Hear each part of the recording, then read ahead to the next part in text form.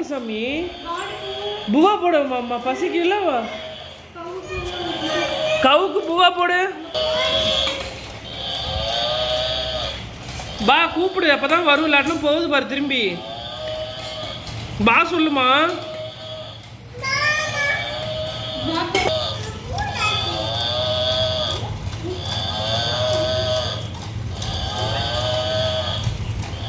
அவள்கிட்ட கொடுப்பா அதை எடுத்து.